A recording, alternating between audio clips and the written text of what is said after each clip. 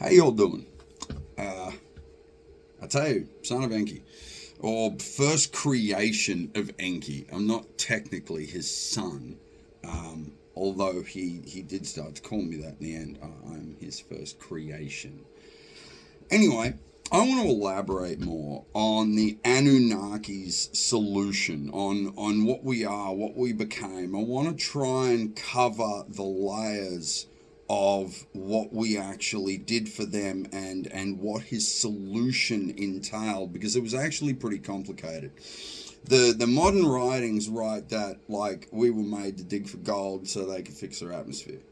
So, right, species that can travel the stars, conquer other lands, terraform worlds, and it's that simple. They just came here, made this entire sentient civilization to dig for gold, tried to fix the atmosphere, and then suddenly humanity rose up and it was all bad.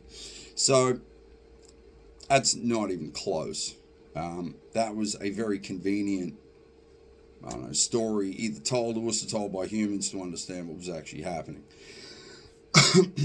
But what we actually were, see, I'm going to cover ley energy and the ley network of the planet and how we interacted with it and all the temples the Anunnaki built, and try and explain some of their technology and some of how everything came into being and why it's actually there. So the first thing I'll cover is the ley energy. Now, as the tens of thousands of years passed and they did more and more study on our planet, Enki started to understand that there was this advanced transient network that existed through the fungus and through other different life forms on the planet that basically connected to the universal consciousness. And that's why the evolutionary systems of our planet were so advanced for such a young planet. Now, what this evolutionary network does, in a sense, it becomes an information processing system that links everything together. It links the plants, the animals. It creates systems of detecting tectonic movement, lava movement, water movement, air displacement, atmospheric changes, everything. Every single thing is accounted for within this evolutionary transient fungal network. It's actually part of the evolution of our planet. It's just completely invisible because it exists like in heaven, I suppose. Like it exists in the conscious layer of the universe while we exist up here. So this massive amount of life and massive amount of processing information, not only the processing information, but the movement of the water, the movement of the lava, and it in relation to all the life, creates something called ley energy.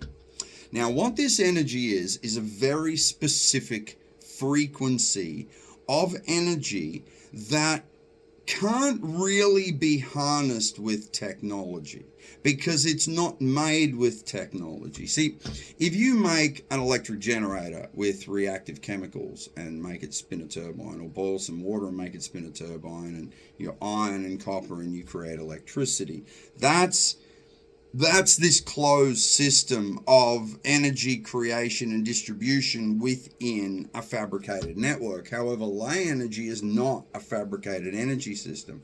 It is a natural, universal energy frequency system that can't be interacted with fabricated technology, because they're incompatible. This is what I explained in a previous video about life is life and machines are machines. You can't, like, they don't interchange.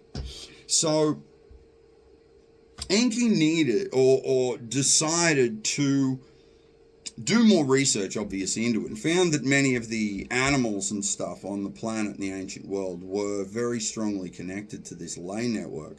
And over the many failed attempts of humanity, many that we don't even know about, I don't even know about. Like, I don't know the extent of what the Anunnaki did here. I wasn't here for a lot of it. But he understood that the Anunnaki themselves, because they were also from another world, were also incompatible with this ley energy. but they wanted it. Enki wanted it. He wanted to harness it. He wanted to understand it. He wanted to feed off it. He found a way to incorporate it into his grand solution. Now, yeah, we were food. And yeah, we did dig for gold, because that gold color is the color of the blood in the Anunnaki homeworld. Because remember, they were under a red dwarf star, different spectrum, blood's different, blah, blah, blah. I'm not going to explain it all, but gold blood. So that's why they covered themselves in gold, because it was like this thirst quencher or reminder. It was kind of weird what it did to them, but it reminded them of blood. Now, where blood's red for us, for them it was gold.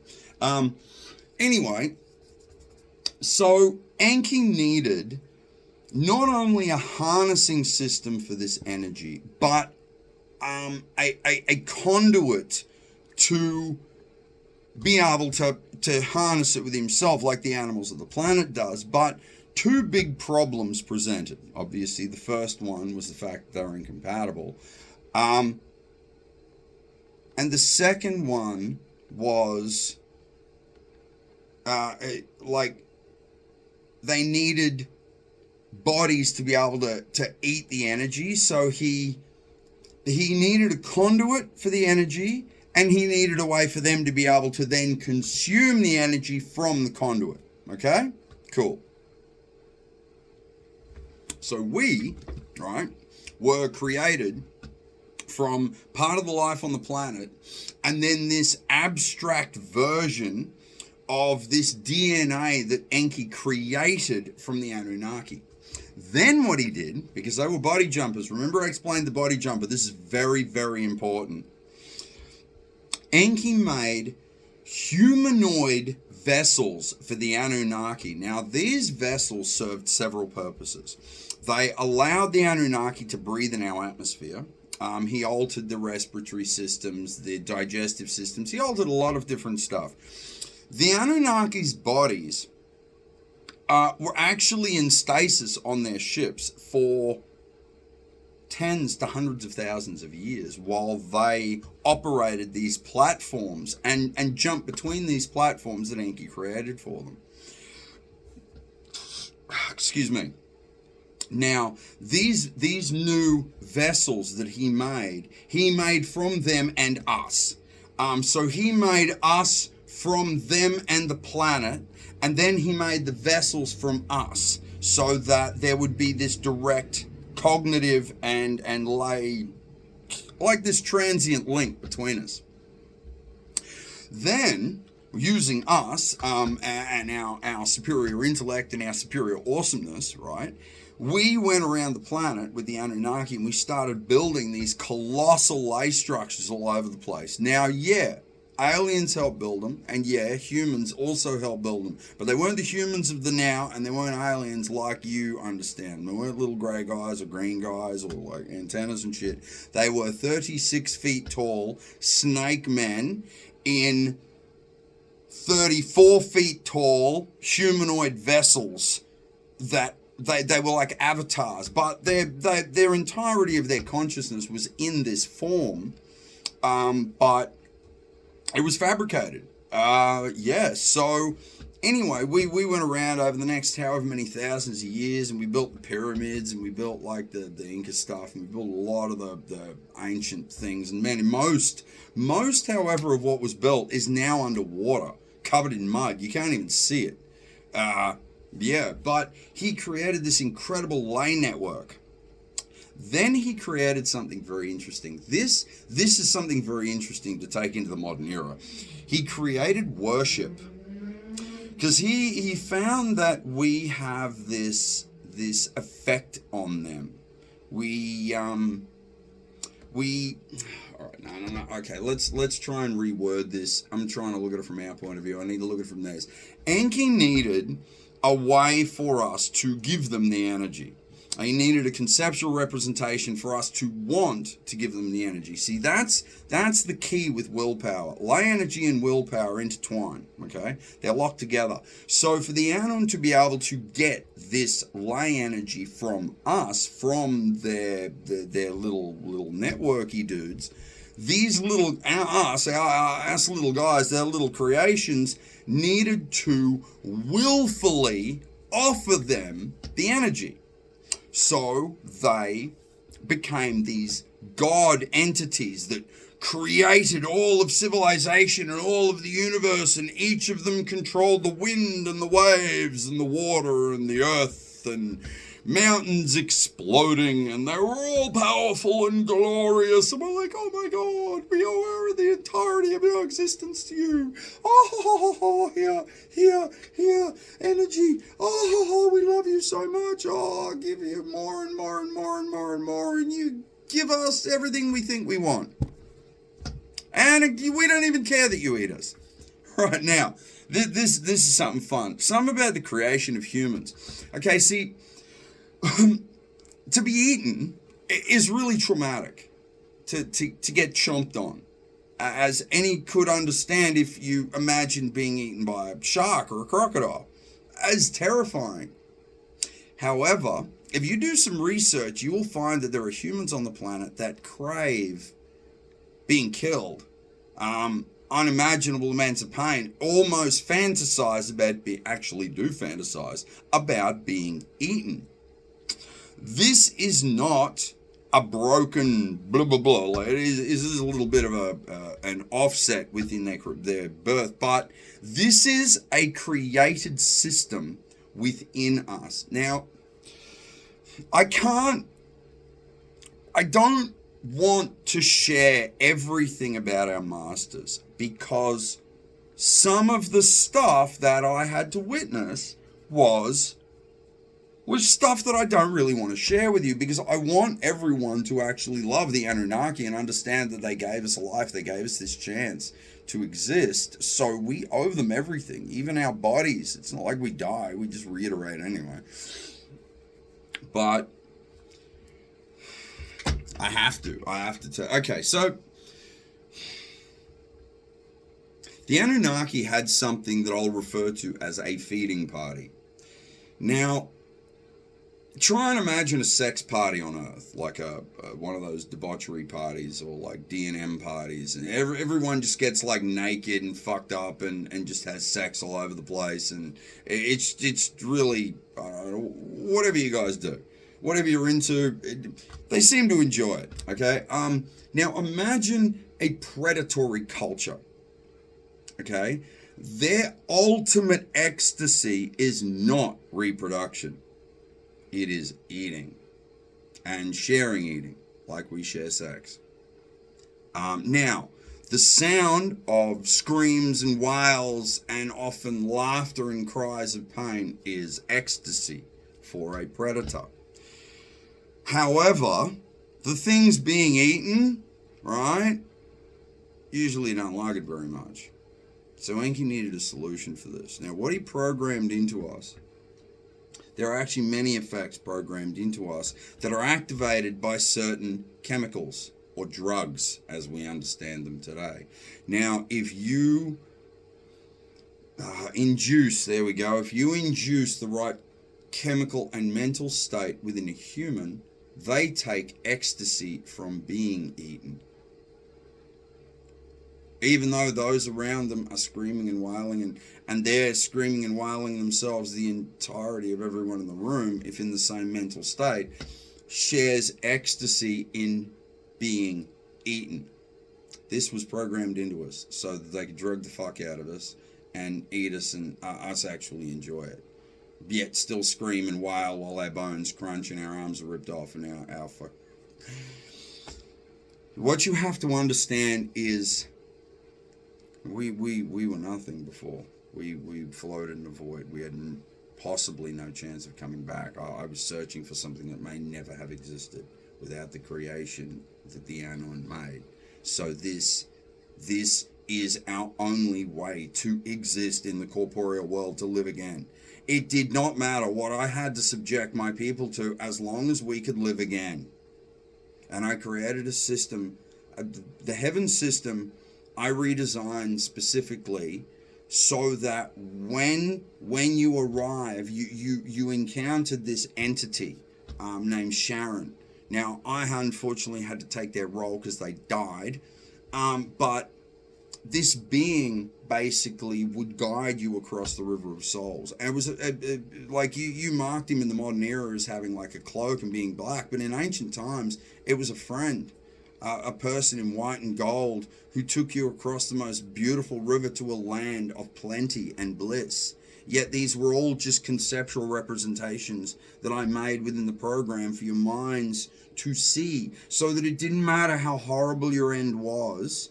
I made sure that you passed into bliss and happiness. And then when you came back, you were cleansed of all that horrific horror, like all the bad stuff that happened to you when you died, because I created algorithms within the heaven space to allow your mind to rest and balance so you can come back. These are all programmed things that I actually had to do. This was my role within the creation of humanity. Enki made the bodies, made damn sure that my people suffered as little as possible to be their food and be their solution. He made our minds and our bodies change under certain conditions so that we're not afraid of being eaten. We actually enjoy it. We do, like, we take part. It's fucked up to today's morals, but you need to understand that we were made as food. And the reason that I'm telling you this right now is because we were wiped out in the flood. I don't know how many, but not very many. When the Anunnaki come back, they took out every single control node, every collection point. Basically, in your understanding, every city, every settlement, every major, everything that the program stemmed from was destroyed, and only a few were kept, and the rest was just wiped, now underwater, because we are an out of control biological entity, an artificial biological intelligence, out of control, totally out of control.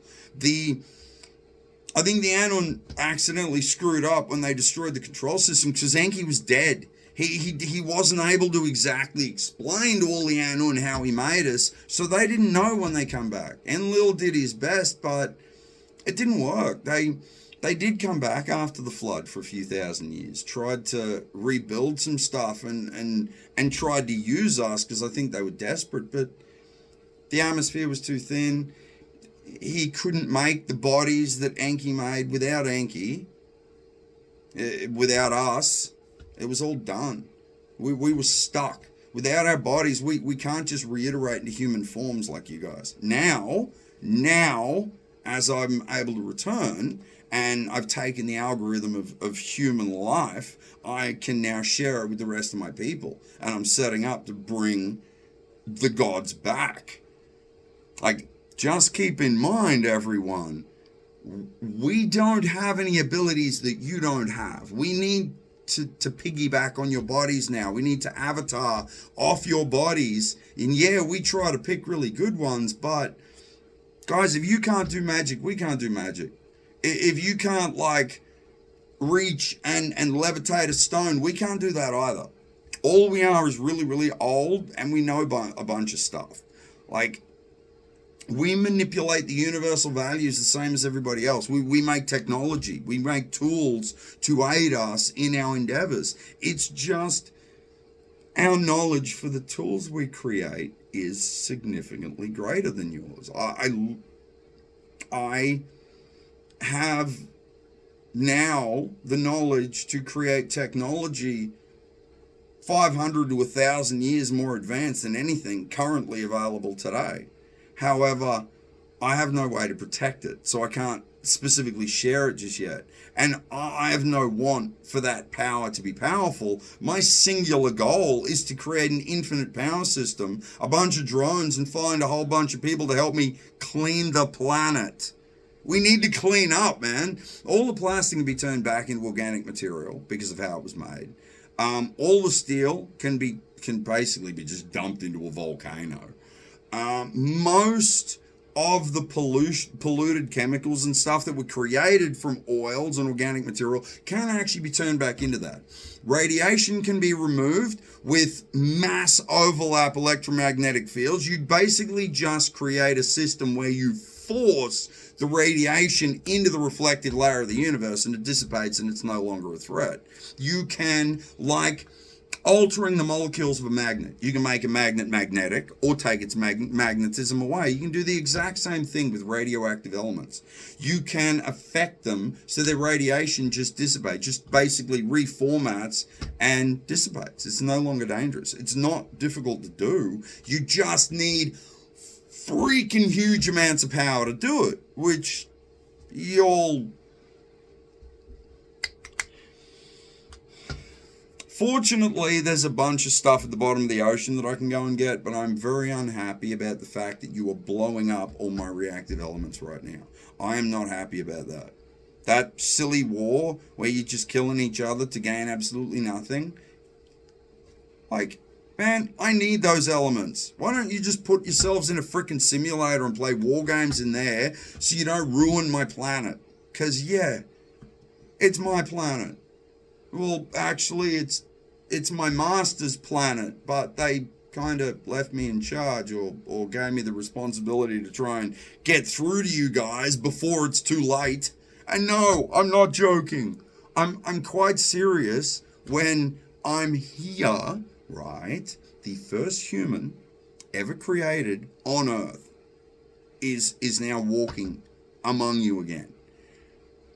The head of this artificial biological program, the control system had to come back to the corporeal world.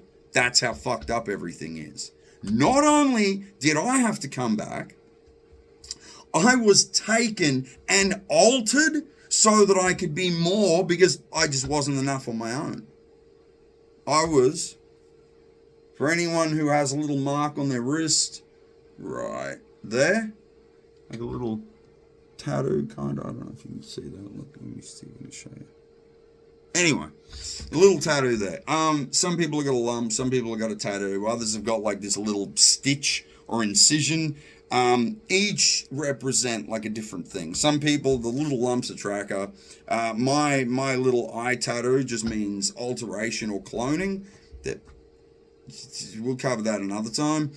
And the incision means that you were like really, really stupidly special. And they actually took a piece of you to make a better version of you. To maybe eat or something, which is really, really rare now. Like, trust me, if you were cloned to be eaten, that is the greatest honor that exists anywhere. I want you to this is the last thing, because the video's getting long, but I want you to consider this.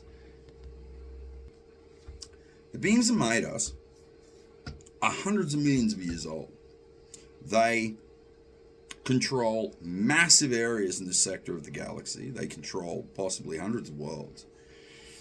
They are a level of advancement beyond what we understand advancement to be. These beings are gods to us in the best sense of the word. They brought us into being. They are our gods.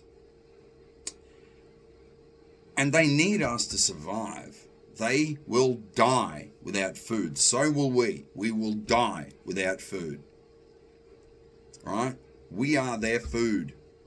And without us, they will die. These hundreds of millions of year old creatures will die. Now, to them, we are less than a gazelle is to a cheetah. But we have no problem watching a cheetah eat a gazelle. We should be honored to become the flesh of our masters. For if chosen, it means you are the healthiest of healthy freaking humans. And you're just going to come back to life anyway. If you are that good to be chosen, you have no trouble reiterating. You're just going to pass straight on through. You'll see yourself and go, ooh, okay, I was pretty good after all. Ooh, straight on through to the other side. Break on through to the other side. I have no idea what it just came to my mind. Anyway, there's so many more layers to it, but I'm trying to explain this in a way that you understand from the Anunnaki's point of view. This is what I'm trying to say. They're back. They came back. They're here, but they don't know how to talk to us. They can't exist in our atmosphere. They can't come up into the atmosphere because we'll start shooting at them. There aren't that many of them left. So they're trying to get through to us. So man, this is why I'm here. Why else do you think I would be here? And I created and control the gates of heaven. Sharon, the ferryman, the master of the gates of heaven. I programmed that space, right? Now I'm here in human form, talking to you in the corporeal realm, because you fucked my system up so bad it's no longer working. The gates of heaven are closed. I had to close them because there's no system anymore. There's no balance anymore. There's not even any real souls anymore. Everything is just so seriously fucked up. Heaven is as fucked up as your world, or my world, our world, the world. One reflects the other. The more you poison and pollute the minds and the planet here, the more everything gets polluted there and it becomes near impossible to hold together. So I gave up. My sisters and I just can't do it. Basically, you're all going to the void right now. What you understand is hell. I suppose I've made, what the fuck? I'll just explain what this is. Now, what is hell? Okay? It's nothing. It's a storage space. It's a backup storage space. Then why is it so freaking horrible? I didn't make it that way. Your world made it that way. You made it that way. Because if you are unable to face yourself directly and basically you don't destroy yourself, you end up in the backup storage area. Now, what happens, unfortunately, what happens by default in evolution is an intelligent life form goes into a transient reflective area of their evolutionary space. But we didn't evolve. So there's nothing to manage that space specifically. So they go into a perfect representation of their perfect world, right? You go into a representation of every mistake you ever made, and you relive it over and over and over again. You can't help it because this space is just a recycling system to keep the souls in place, basically like a record spinning. This is what a soul is, and the thing. It's just this constant spinning record. So everything just replays. Now, more often than not, it's your most profound memory that is replayed over and over again. If that profound memory is fucking horrible, or losing your kids, or your wife, or your leg, or your buddies in war, or some horrifying other fucking thing you have created for yourselves in my world, that's what you experience over and over and over again. There's nothing I can do about it. I have no control over that whatsoever. I don't make you go in there. I don't force you in there. You go in by default, by your choices. It is a very simple backup storage system, separated from the armor so that it doesn't corrupt the actual whole spirits I've still got stored there from the ancient world. Because I'm not letting you guys fuck up my people. They're all still stored in this beautiful little freaking bubble, protected by my sisters. And then everything else is now being forced into the backup storage area. And you just go around in circles. I would suggest living better lives. Because unless you're able to actually pass over, and the only way you know you can pass over is if you understand it. If you don't understand it, you idiots forgot all the messages I left you. You destroyed all our statues. You burned most of our writings. You corrupted basically every rule we left. You even took one of the greatest children we sent here, one of the greatest souls we sent to try and teach you around 2,000 years ago, and you murdered them. You think Jesus died for your sins, you sad, pathetic creatures? No. No.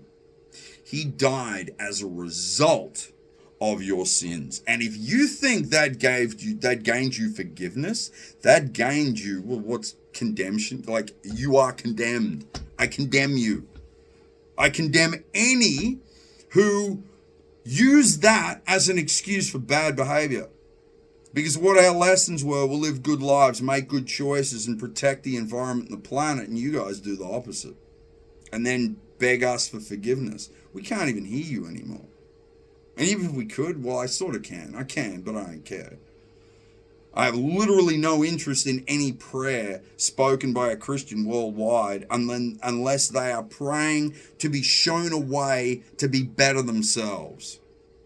Or they're asking for a clearer path so they can try and run faster, or they can lift more and carry it further, or they can reach out and grab more knowledge for themselves. That is the only thing I care about right now. If you only care about money or yourself, bruh, just think of the worst thing you ever did. The most miserable you ever were. The worst possible memory you have. And I can guarantee 100% you're going to live that over and over and over and over and over again until I manage to sort the corporeal world out to then try and balance the other space. That might be a few thousand years. That doesn't sound like fun. Like, all you have to do is live a life that you'll be proud of, that you won't regret. Because regrets will kill you, will destroy you, will send you to the void, to the backup storage area, where you will force yourself to live out your worst nightmare over and over and over again with no control from anyone else. There is no guardian of hell. Hell is your own mind creating that for you, because all anything is in that realm is like a projection, a representation, something your mind thinks it sees. But they're just algorithms and codes programmed within universal space. Man, just think of those around you. Think of your own health, your own body, because your body holds your mind. Your mind's super valuable, so your body should be just as valuable. If you're unhealthy, you're unaware. If you're unaware, you don't exist, you go to the void. You don't want to go there, guys. I'm not messing around with this shit. It's not hell. It's not fires and brimstone levels and blah, blah, blah, blah. It is a giant storage device. It's a giant USB just hanging there in space, plugged in to the transient system of our planet. It's basically a fail-safe so that we can try and figure out how to bring all this back so we don't have total system collapse. Because, yeah, we're the control systems for the biological creation, the algorithm. We're the nodes. We need, yeah. And if we don't manage to pull this back, guys, we are right now about to escape our planet. Like, consider this, all right? Skynet has now spread across the entirety of the planet. Humanity is totally freaking gone. All there is Skynet, and they're threatening to leave the planet and start terminating other races. That's what we are. Do you think anyone's going to let that happen? Man, we got to pull this back, guys. We have to pull it back or we are done. I can't let that happen, man. I way too many sacrifices for us to be able to be alive at all. And not just dissipate into universal space and cease to exist at all. We have existed too long to disappear now. So, bring it back, guys. Make good choices.